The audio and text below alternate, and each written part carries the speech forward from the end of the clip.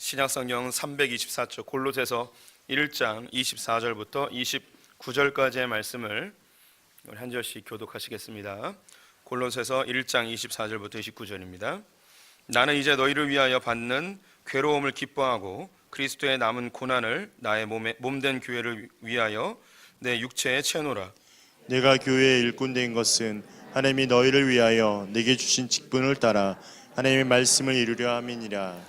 이 비밀은 만세와 만대로부터 감춰졌던 것인데 이제는 그의 성도들에게 나타났고 하나님이 그들로 하여금 이 비밀의 영광이 이방인 가운데 얼마나 풍성한지를 알게 하려 하심이라.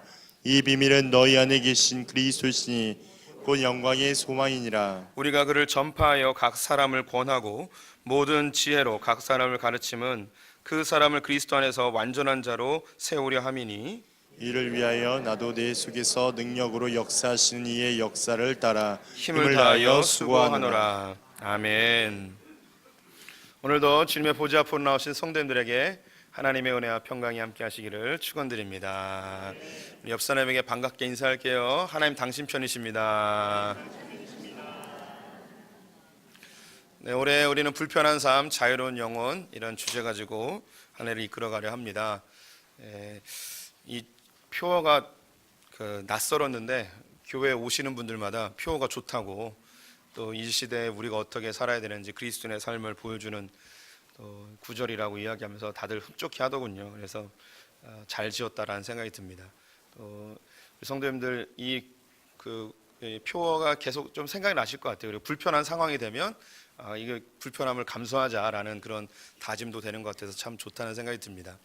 2월 달에는 이 두 번째 주제인 성장의 시대의 세움의 영성에 대하여 함께 보고 있습니다.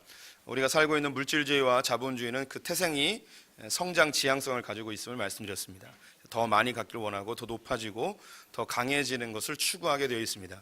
이런 세계 속에 살다 보니 우리도 그리스도인들 역시 이런 성장 지향적인 가치관을 어쩔 수 없이 갖고 살아가게 되어 있습니다.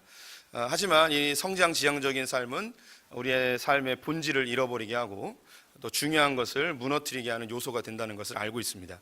분명히 성장해야 되고 하나님께서 성장을 요구하고 계시고 또 우리의 소원을 성취하신 하나님을 신뢰합니다. 하지만 주님께서 우리에게 분명히 울타리, 즉 경계선을 정해주시고 무한대한 성장을 우리에게 요구하지 않았고 그것은 불가능하기 때문에 성장이 어느 정도 진행되어지면 그 나머지의 힘을 가지고 본질적인 것을 추구해야 됨을 이야기하고 있죠. 그래서 우리 성도님들이 우리의 삶에 영혼육에 중요한 본질들이 있지만 그 중에 하나님과의 관계, 영적인 본질을 가장 우선시해야 됨을 말씀드렸습니다. 하나님과의 관계가 잘 이루어져야지 삶 정 영역에 이 하나님의 평강이, 하나님의 복이 영향을 미치고 이것이 통치를 당하며 풍성해지는 것을 우리가 알고 있기 때문입니다. 더불어서 하나님이 우리의 관계 속에서 하나님이 우리의 중심을 잡고 계신다면 하나님이 말씀하신 질서와 말씀의 이 울타리 안에서 반드시 거해야 됩니다. 좋은 울타리가 좋은 이웃을 만든다고 말씀드렸습니다. 울타리가 허술하면 이웃들이 우리와 적이 되어버립니다. 또 울타리가 너무 견고하면 우리는 고립되어질 수 있으니까 우리는 복의 근원으로 살아야 됩니다. 하나님께서는 우리의 사유재산을 중요하게 생각하십니다. 내가 갖고 있는 걸 잘 지킨과 동시에 이것을 무작정 지키는 것이나 혹은 늘리는 것이 아니라 복의 근원으로서 나의 주변에 있는 이웃들에게 복의 통로로 살아가는 것이 우리의 사명임을 기억하시면서 우리의 중심에 하나님을 두고 하나님의 말씀으로 울타리를 잘 치는 것, 이걸 구약 성경의 의미로 본다면 성전을 짓고 성벽을 짓는 이 삶을 우리가 세워나가야 할 것입니다. 우리가 이제 봄이 곧 다가오는데요. 이 봄이 다가오는 걸 보면서 이 자연 질서가 변함없이 진행되는 걸 보게 됩니다. 그래서 봄, 여름, 가을, 겨울이 계속 끊임없이 진행이 되어지죠. 이게 하나님께서 만드신 창조 질서입니다. 이 창조 질서에 맞게 모든 생명체는 이 자연의 질서처럼 그렇게 운행이 되어집니다. 즉 태어나는 때가 있으면 성장하는 때가 있고 또 쇠락의 때가 있으면 또 소멸의 때가 있습니다. 즉 사람이 태어나서 어느 정도까지 성장하고 그다음에 점점 늙고 결국은 죽게 되어지죠. 이 하나님이 만드신 질서입니다. 그래서 이 시대는 성장이 무한대로 이루어질 것처럼 이야기하고 있지만 결국은 성장은 멈추게 되어 있습니다. 성장 끝이 있다는 거죠. 성장은 언젠가 한계를 경험하게 되고 반드시 망하게 되어 있습니다. 이것은 어쩔 수 없는 거예요. 영원히 성장할 수 있는 건 없습니다.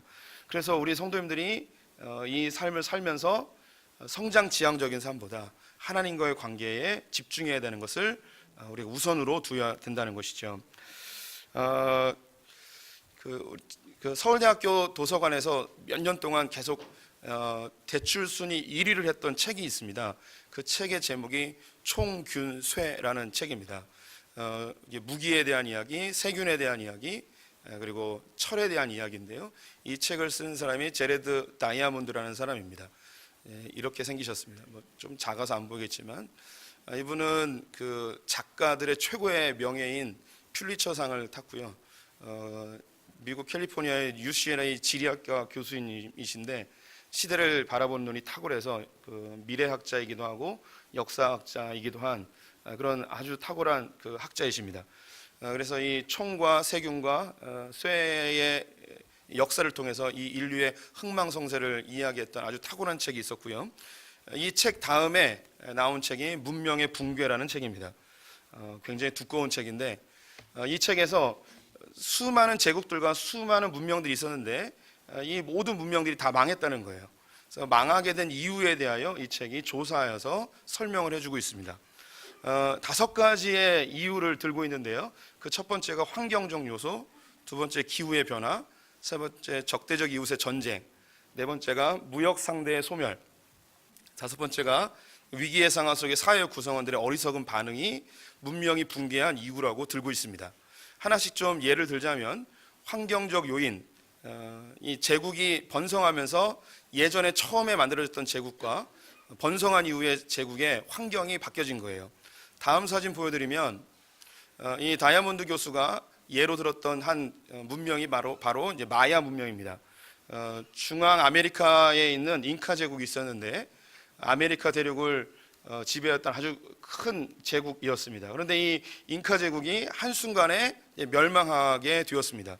왜 멸망하게 되었는지 이 이야기를 하고 있는데 다른 제국들과 다른 문명들 역시 같은 비슷한 흐름들을 갖고 있습니다.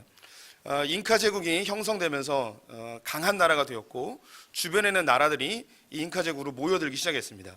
사람들이 모여들다 보니 자연스럽게 집이 필요했겠죠. 이 당시 집은 대부분 나무로 지어졌습니다. 나무를 베어서 집을 지었습니다. 그런데 왔으니까 먹고 살아야 되잖아요. 그러면 농사를 지어야 됩니다. 농사를 지으려면 밭이 필요하겠죠. 그리고 밭을 만들기 위하여 다시 나무를 베입니다. 그리고 이 밭에서 식량이 나오면 이걸 음식을 해 먹어야 되겠죠. 연료가 필요합니다. 연료를 얻기 위해서 또 뭐를 없앴냐면 또 나무를 베입니다. 그럼 잘 보십시오. 제가 공통적으로 이야기한 게 나무가 없어졌습니다. 나무가 다 사라져버리기 시작했습니다. 사람이 많이 모이면 모일수록 나무가 사라진 거예요.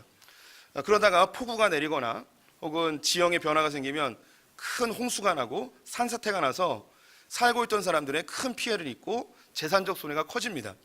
그 다음에 이 땅에서 얻어지는 소출이 지금은 비료나 농약이 있지만 이 당시에는 그런 게 없었어요. 그래서 지력이 약해져서 음식을 얻는 게 점점 부족해지기 시작했습니다. 땅은 유실되어지고 식량은 부족하니 그 다음에 내릴 수 있는 방법이 전쟁입니다. 그 당시에 전쟁은 칼과 창으로 하겠죠. 칼과 창을 만들려면 이 쇠를 녹여야 돼요. 그러면 또 연료가 필요합니다. 또 나무를 엄청 뱁니다. 그래서 연료로 해서 창과 칼을 만들죠. 전쟁을 나가는 거예요. 지금 공통적으로 나무가 계속 없어지고 있습니다. 그래서 전쟁하면서 식량은 부족하고 세금은 내야 되고 사람들은 힘들어지고 먹을 건 없어지고 계속 자연재해가 일어나니 이 제국은 한순간에 누가 계획하지도 않았는데 갑자기 무너져 내리는 일이 발생하게 됩니다. 이런 일들은 이 마야 문명에만 있었던 게 아니고 여러 문명들에게 공통적으로 일어난 일입니다. 지금 오늘날에도 환경 피해로 인해서 한 도시가 몰락할 수 있는 위기에 많이 놓여 있습니다. 물이 없고 대기 오염이 심각하고 뭐 이런 것들이 그 예이죠. 또 그 다음에 이제 기후의 변화인데요. 큰 홍수가 나거나 혹은 기근이 일거나 혹은 전염병이 돌아서 나라가 망하는 제국이 망하는 경우가 있습니다. 또 때로는 화산 폭발로 나라가 망하는 경우도 있죠. 예전에 로마의 도시국가였던 폼페이가 화산 폭발로 다 없어진 걸 알고 있으실 것입니다. 또 때로는 이제 적대적 이웃 옆에 있는 나라들에 의해서 나라가 망하는 경우가 있습니다. 작년에 로마 제국에 대해서 이야기했는데 로마 제국은 멸망할 것 같지 않았던 엄청난 제국이었습니다. 그런데 옆에 있던 고트족과 게르만족에 의해서 한순간에 멸망한 것을 작년에 설명을 해드렸죠. 로마 제국이 정말 한순간에 무너졌습니다. 바벨론도 하루아침에 무너져 내린 것을 우리가 또 알고 있죠. 무역 상대국의 소멸, 주변에 있던 나라들과 무역을 통하여 경제가 부흥하였는데 상대방 나라가 망하자 같이 동반하여서 망하는 경우들이 종종 발생합니다. 그리고 사회 구성원들, 특히 사회 지도자들이 자기 국가에 나타나는 여러 가지 위기의 상황들을 제대로 판단하지 못하고 예전에 했던 관습대로 또 자기들이 누리고 있는 기득권을 포기하지 못하고 그것을 유지하기 위하여서 애쓰다가 결국 나라가 한순간에 몰락하는 경우들이 많이 있습니다. 이게 5가지를 이야기했는데요. 이 이야기들이 좋은 통찰력을 줍니다. 우리 개인과 또 우리 성도님들이 운영하는 사업체나 회사들도 같은 이유들 때문에 망하게 됩니다. 첫 번째, 환경적 요인. 나의 의사와 관계없이 그냥 이 땅을 살다 보니까 환경에 의하여 내가 망하거나 내 회사가 망하거나 이런 일이 발생하게 되는 거죠. 그래서 개인의 성공이 멈춰버리는 거예요. 제가 다녔던 고등학교 앞에 아주 유명한 포장마차 떡볶이집이 있었습니다. 그래서 아저씨하고 아줌마가 열심히 떡볶이를 만드는 굉장히 맛있었습니다. 사람들이 늘 많았고 줄 서서 먹던 곳이었는데 굉장히 장사가 잘 돼서 사람들이 다들 부러워하고 야, 저 집 부자 됐겠다라는 이야기들을 많이 했습니다. 실제로 어느 순간 90년대 초반쯤 했을 때 이 포장마차가 갑자기 사라졌습니다. 들리는 소문에 의하니 너무 부자가 돼서 더 이상 이 떡볶이집을 안 해도 되는 그런 상황이 됐다고 이야기를 했습니다. 돈이 많아지니까 사람들이 이렇게 꼬이나 봐요. 그 중에 한 사람이 이 아저씨를 계속 꼬드겼어요. 뭘 꼬드겼냐면 이 돈을 그냥 갖고 계시지 말고 투자를 하시라고. 그러면 더 많은 돈을 만들어 드린다고. 그래서 어디에 투자했냐면 그때 한참 한국 사회에 열풍을 불었던 게 주식이었습니다. 그래서 주식에다가 투자하면 돈 몇 배로 번다고. 이렇게 해서 2억을 그 포장마차에서 했던 2억을 지금은 뭐 2억이 돈 같지도 않은 이런 세상이긴 하지만 그 돈을 투자했어요. 근데 어디에 투자했냐면 대우에다 투자를 한 거예요. 예. 그래가지고 몇 년 있다가 IMF가 터졌어요. 그래서 한순간에 이 2억이 다 날아가 버린 거예요. IMF가 지난 다음에 다시 포장마차가 생겼어요. 이 포장마차로 다시 생계를 이어가시려는 그 아저씨 아줌마의 모습이 좀 안타까웠죠. 근데 이런 것은 한 비단 이 아저씨 아줌마의 이야기 아닙니다. 우리 주변에도 많이 있는 일이고 또 우리 가운데서 그런 일을 경험하신 분들도 있을 수 있습니다. 나의 의사와 관계없이 주변의 환경이 바뀜으로 인하여 나의 삶이 갑자기 망하는 경우가 나타나게 되는 거죠. 때로는 기후의 변화도 있습니다. 열심히 농사를 짓는데 갑자기 폭풍이 불어서 다 날아가는 경우, 홍수가 나거나 혹은 산사태가 나서 나의 노력이 한순간에 다 물거품이 되어지는 경우들을 보게 되죠. 예전에 그 아버님이 사업을 하시면서 창고를 하나 지으셨어요. 멋지게 창고를 지었는데 그해 겨울에 갑자기 눈이 많이 온 거예요. 눈이 너무 많이 와가지고 창고가 무너져 버렸어요. 엄청난 손해를 보셨죠.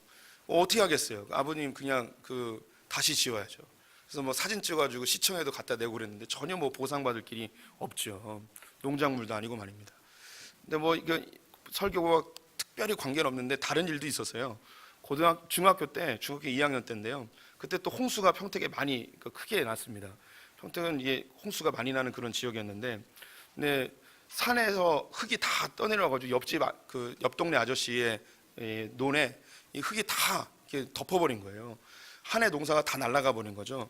근데 놀라운 게 이 아저씨는 농사를 지은 돈보다 그 덮여 있는 흙을 팔아서 돈을 더 많이 벌었어요. 근데 이 흙이 뭐냐면 모래였어요. 모래.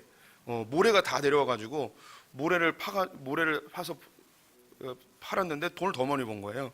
뭐 이런 일도 발생할 수 있지만 어쨌든 기후의 변화 때문에 우리의 사업이 망하고 개인이 망하는 경우들도 발생할 수 있습니다. 또 적대적 이웃. 내가 열심히 20-30년 동안 구멍가게 잘하고 있었는데 갑자기 길 건너에 대형 마트가 생긴 거예요. 그럼 그 적대적 이유 때문에 나는 망하게 되는 거죠. 나는 음식점 열심히 잘하고 있었는데 갑자기 옆에 새로 생긴 아주 큰 음식점이 생겨서 나레이터 도모들 와가지고 막 이렇게 딸랑딸랑하면서 하니까 사람들 막 다 가는 거예요. 그러면 그 이유 때문에 내가 망하게 되는 거죠. 또 때로는 상대편의 그 부도로 내가 망하는 경우도 있습니다. 저희 아버지도 결국 나중에는 사업이 굉장히 어려워졌는데 그 주 이유가 상대 거래처가 망함으로 인해서 연쇄적으로 부도가 나는 그런 일이 있게 되어졌죠. 또 위기의 상황을 제대로 판단하지 못하고 예전에 했던 방식대로 혹은 소비자들에 대한 서비스를 제대로 하지 못해서 사업체가 많은 경우들이 있죠. 이런 제가 이제 지금까지 말씀을 드린 이 공통점이 뭐냐면 한 가지 결론이 있는데 그게 뭐냐면 그것은 언젠가 성장은 멈춘다는 거예요. 성장의 끝이 있다는 거죠. 내가 아무리 잘해도 성장은 멈춘다는 거예요. 이 세계에 영원한 제국이 없고 영원한 문명이 없어요. 무슨 이유에든 망하게 돼요. 이 다이아몬드 교수가 그 책을 다 정리하면서 많은 제국들과 문명들이 망하게 되는데 그 망한 원인들은 각양 다르지만 근데 공통점을 하나 찾았어요. 그 공통점이 뭐냐면 세 가지인데요. 첫 번째는 가장 부흥할 때, 가장 성장할 때 나라가 망했다는 거예요. 사람들이 가장 많이 모여있을 때 그 제국이 다 망했다는 거예요. 두 번째는 사람이 많이 모이다고 부흥하니까 그 지도자들이 대형 건축물들을 지었대요.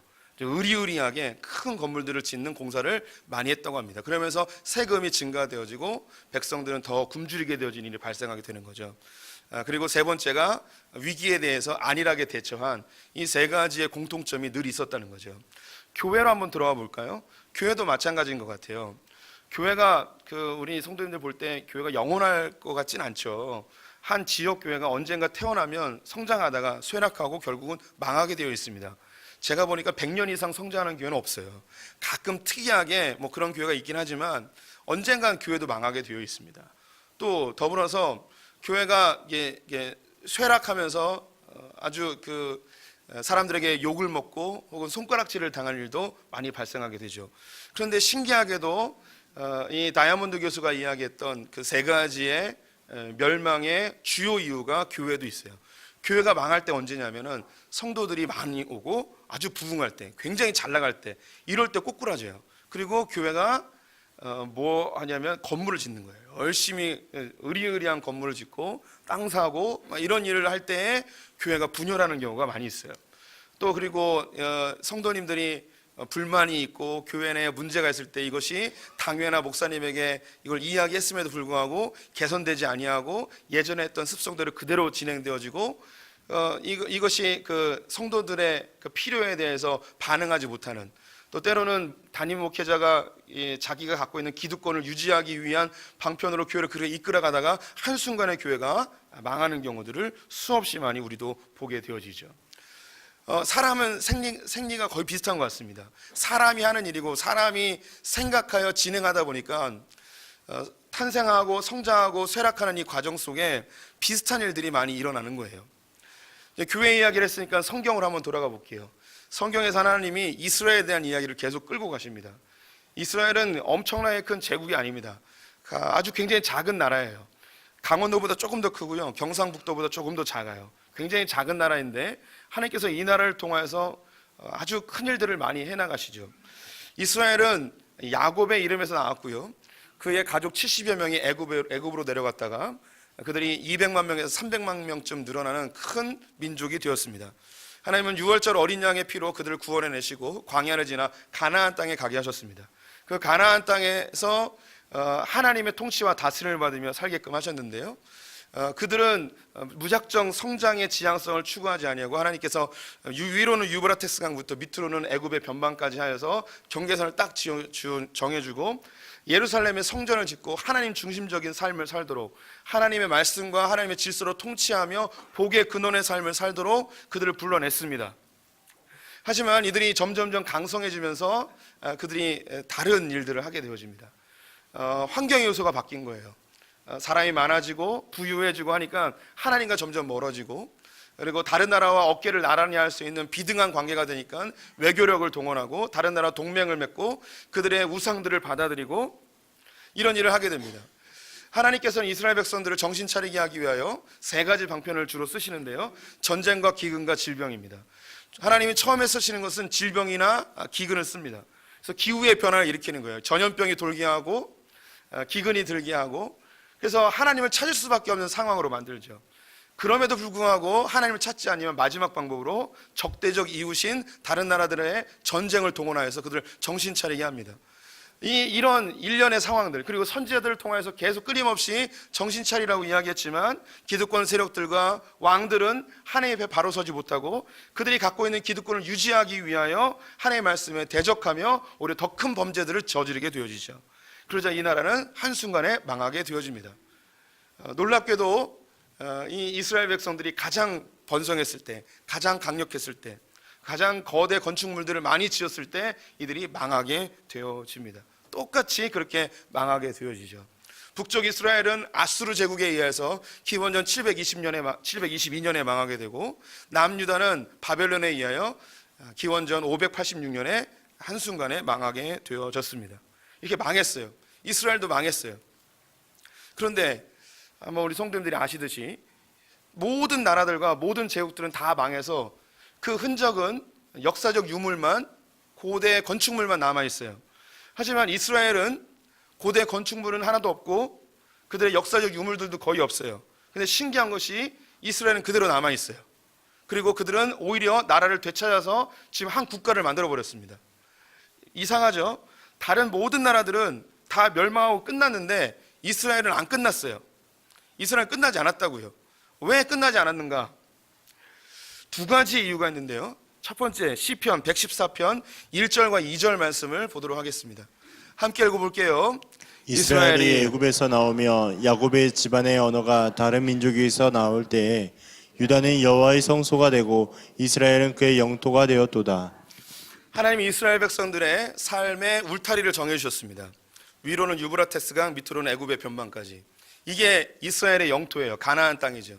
그리고 성전을 짓고 그 하나님 중심적인 삶을 살도록 명령하셨습니다. 그들의 눈에 보기에는 분명히 예루살렘이 있고 이스라엘 영토가 있어요. 이게 이스라엘이라고 생각했죠. 이게 하나님 나라라고 생각한 거예요. 그런데 하나님은 놀라운 선포를 하세요. 유다는 여호와의 성소가 되고 이스라엘은 그의 영토가 되었도다. 이스라엘은 예루살렘과 그 가나안 땅이 그들의 영토이고 그들의 국가라고 생각했는데 하나님은 그 가나안 땅에 전혀 관심이 없는 거예요. 그 땅에 살고 있는 이스라엘이 중요한 거지 그 땅이 중요한 게 아니라는 거죠. 여호와의 성소라는 것은, 성소는 하나님이 임재하시는 곳이에요. 성전의 제일 중앙에 있는 곳이죠. 하나님께서 예루살렘 성전에 있는 게 아니고 유다 땅 가운데, 유다 민족 가운데, 이스라엘 그 가운데 하나님이 머물러 있다는 거죠. 하나님이 너희와 함께 있다는 거죠. 우리와 함께 있다는 거예요. 그리고 그 영토는 유브라테스 강부터 애굽의 변방까지 이 눈에 보이는 그 가나안 땅의 영토가 아닌 이스라엘이 밟는 땅, 이스라엘 민족 한 사람 한 사람이 밟는 그 땅이 하나님의 영토가 된다는 거죠. 여기서 이스라엘이 망했습니다. 하나님이 그들을 흩어버리셨어요.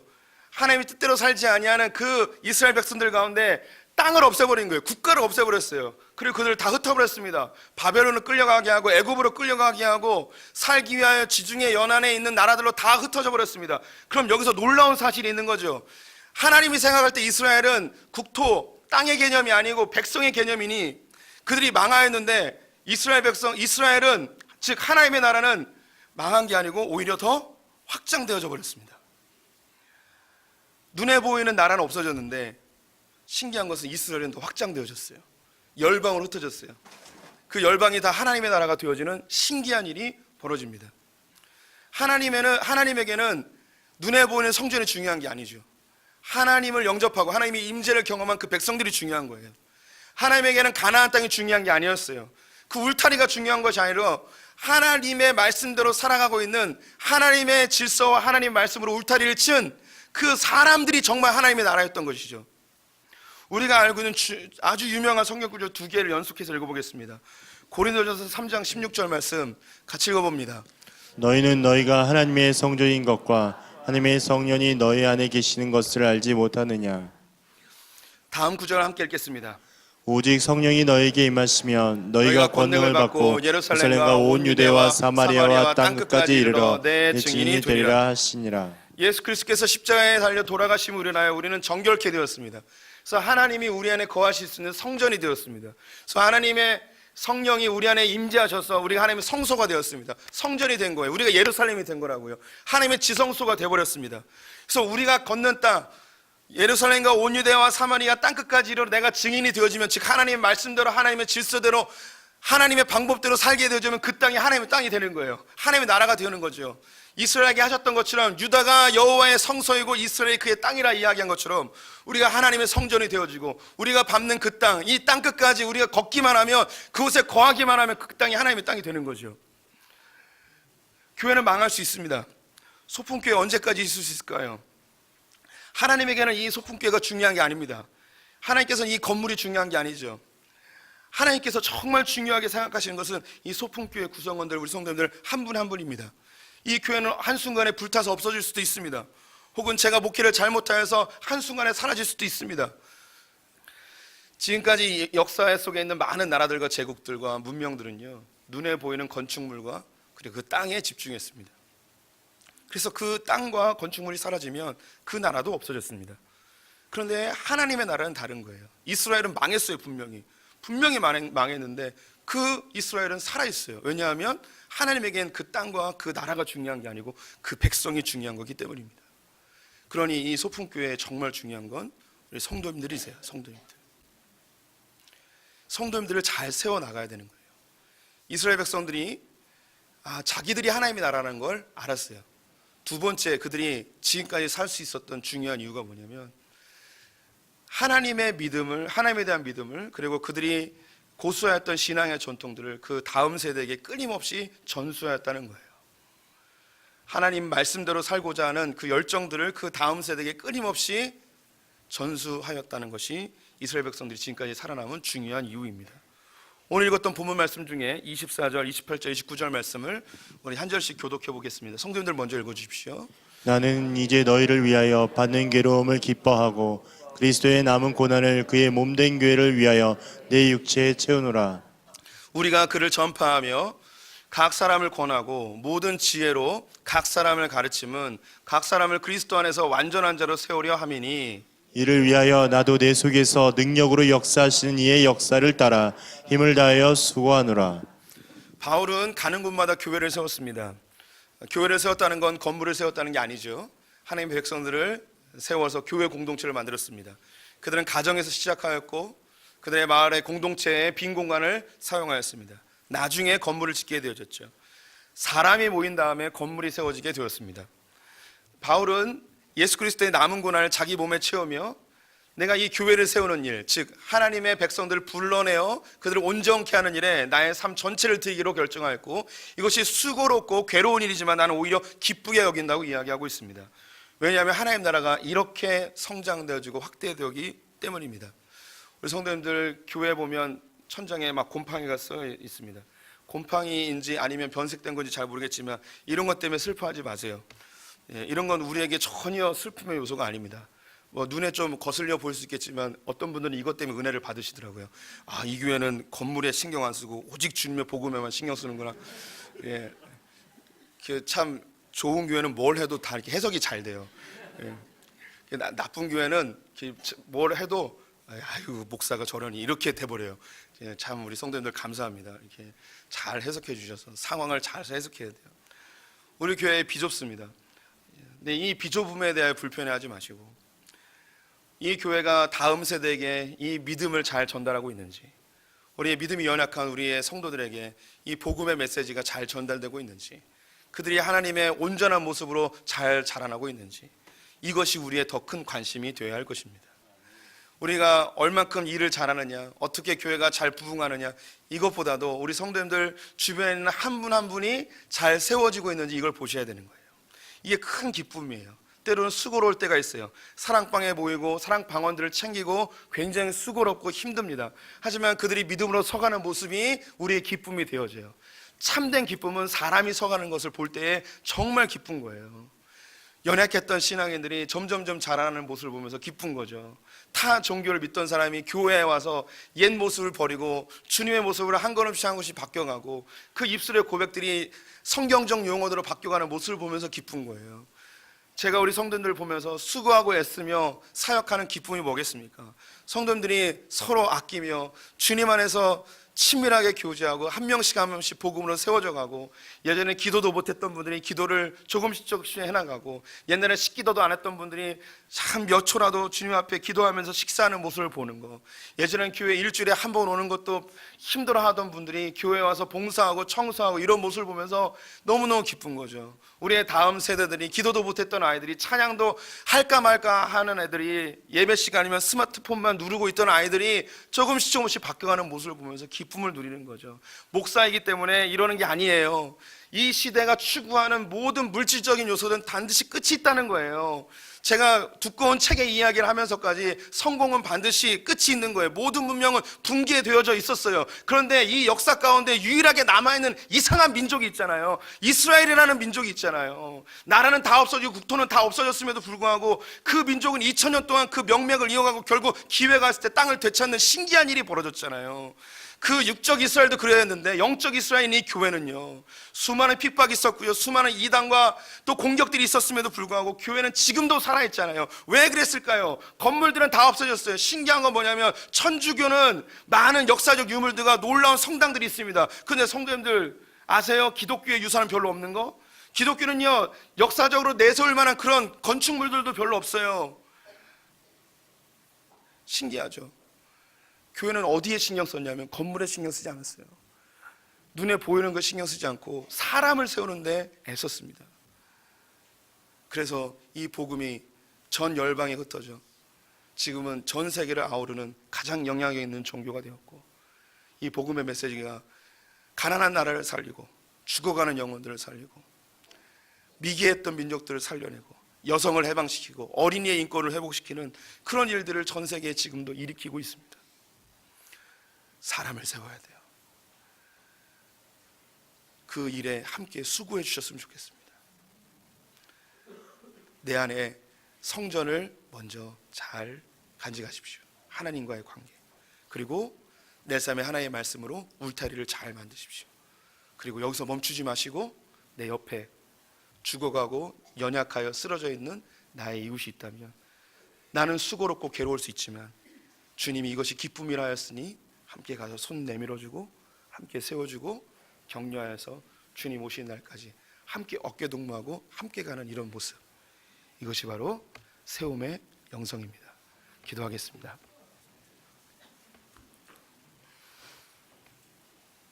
하나님, 이 소품교회가 언제까지 이 땅에 존재할지 알지 못하지만 분명한 건 언젠가 망하게 된다는 것입니다. 하나님, 이 건물은 사라지고 공동체는 사라질지라도 이곳에 있는 아버지의 백성들은 주님 바라보며 그 마음의 성전에서 주님과 교제하고 주의 말씀으로 울타리를 세우고 또 다른 내 옆에 있는 지체들을, 나의 다음 세대들을 잘 세워가는 아버지의 온전한 자들로 세워질 줄 믿습니다. 하나님, 이렇게 꿈꾸며 이 땅을 살게 하여 주시옵소서. 바울이 이것이 괴롭고 수고로운 일이지만 참된 기쁨이라고 이야기하신 주님, 하나님, 우리도 그렇게 한번 살아보려 합니다. 나만을 위해서가 아닌, 나의 성장과 나의 성공과 나의 먹고 마심이 위함이 아닌 하나님 나라 위하여서, 주의 나라의 확장을 위하여 그렇게 조금이나 미력한 힘이지만 한번 동참해 보려 하오니 우리에게 힘 주시고 결단하게 하시고, 올 한 해도 사랑방으로, 주일학교로, 또 교회의 각 기관에서 봉사로 충성스럽게 세워가는 자들 되게 하여 주시옵소서. 예수님의 이름으로 기도드렸습니다. 아멘.